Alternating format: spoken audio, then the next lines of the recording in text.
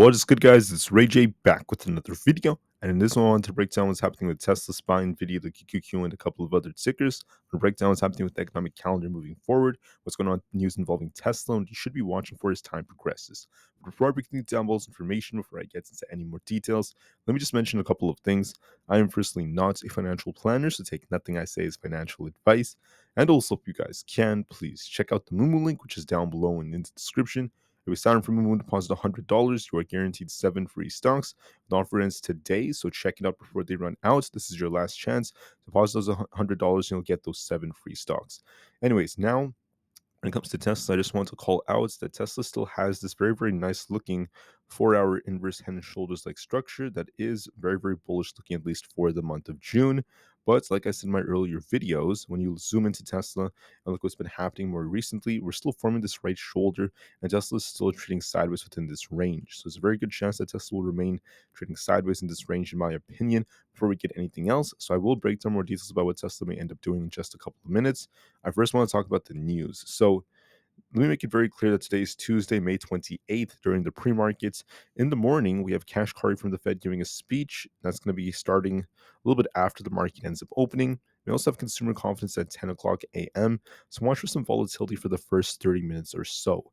Then at 11:30, we have the 2-year note auction and 3-month bill auction coming out, and a bunch of these bill auctions as well. And besides that, we have more Fed speakers and very, very minor data, at least for today. We'll see what happens moving forward, but that's what you should be watching for: volatility for the first 30 minutes. The market is still holding very, very strongly so far, at least for the month of May. We'll see how things end up looking, at least for the time being. We also have PCE data at the end of the week. For retail, don't forget that for earnings, we have Dick's Sporting Goods. We also have like Costco on Thursday announcing its earnings. And besides that, I'm not seeing anything else that's too crazy, at least in terms of how things are looking. But the off-price retailers like TJ Maxx companies and also Ross won't be slowing down anytime soon, according to reports. As prices are still continuing to climb, they're still, once again, holding up very strongly. And we're going to be looking to see if they can maintain these prices. That's something else that's worth noting. On top of all of this, there's been a lot of talk about how theaters are, going through a lot of changes as well, and how 4DX is something that should be returning. Pretty cool stuff, if anything, but nothing else is too crazy on headlines, at least this morning. Just real quick, this is what their earnings calendar looks like for the time being for the next couple of days.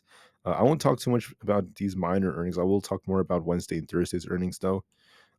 For Tesla, we just had the Chinese numbers come out. We had about 13,200 deliveries for week 3 in May, which is actually a 5% decrease relative to what we've seen from before.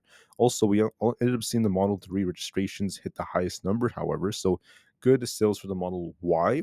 But the overall sales in China are actually down about 5% for the week to 13,200 vehicles, most of which are actually from the Model Y itself, which is very popular in China.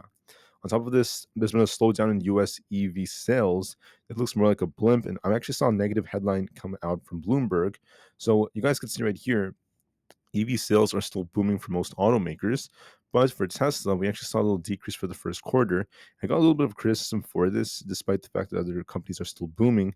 So with that happening, Tesla's getting some criticism for this, but this is just, once again, an anomaly because of the fact that Tesla's sales are still bigger overall. This is just relative to what we've seen from before, and I'm sure Tesla will end up recovering because this is what another report was saying right here.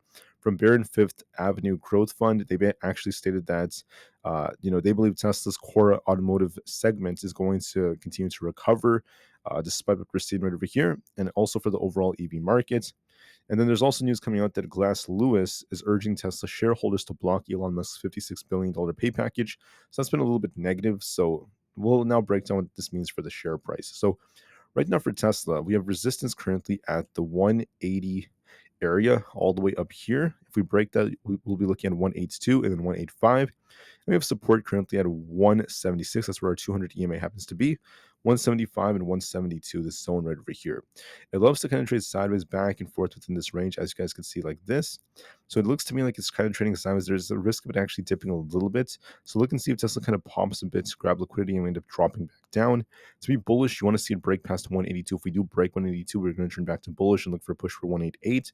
If we end up losing 175, there's going to be a risk of it coming all the way down to 173. But to my favorite, to me, it looks like Tesla's going to pop a little bit higher, going to consolidate a bit, come back down to these lower levels, and then just trade sideways in this range. That's all I'm seeing, at least for the time being. So I do favor a move to the downside, then back up for sideways price action. How about for SPY? SPY has a gap to fill below. It is trying to turn on the 4-hour time frame, but looking at it like this, we did end up filling this imbalance up here exactly as we predicted, hitting the 531 area, and we're going to be watching to see if SPY establishes a lower high. If SPY breaks the all-time high at 534, then yes, we could start pushing for new all-time highs, and I will turn bullish.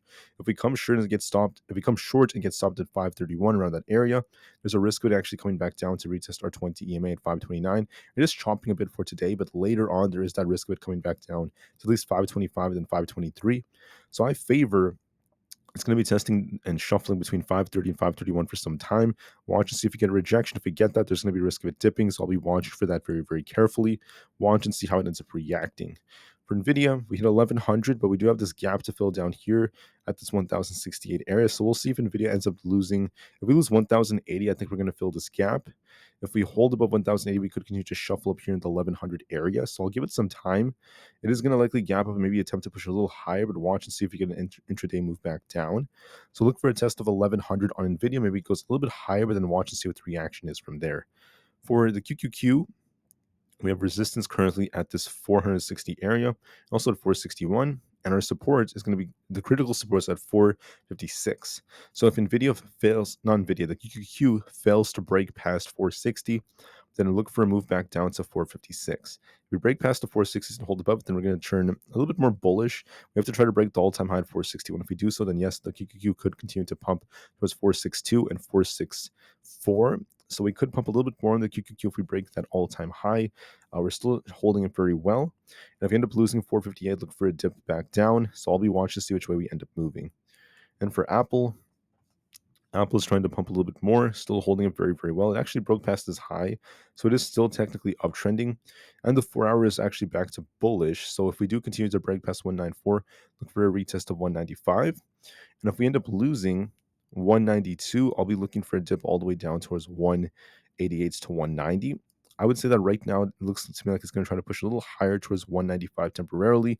Could try to go a little higher for now, and that could actually help the market push a bit. But then we'll see where we end up peaking. So I'm talking about a peak, not saying the market's tanking, just talking about a peak. Amazon's showing some weakness. Watch 180 support. If we lose that, we'll look for 178. If we bounce off this, we're pushing to 182. Meta is no different. We're going to be looking at resistance right over here. If we lose 470, we turn bearish, then there's going to be a bigger drop. If we hold it, we could try to rebound. If we break past 482, we're bullish, so we'll give this some time. With that being said, guys, I'm going to end the video from here. It's getting kind of close to market open. I just want to thank you all so much for listening. I'll see you guys very soon on the next one. But just know, as far as Tesla goes, as of right now, we're still range bound. So we're going to give this some time just to see what ends up happening from here. All right. Thank you for listening, guys. Have a great day, and I'll see you guys very soon on the next one. Thank you, and peace out.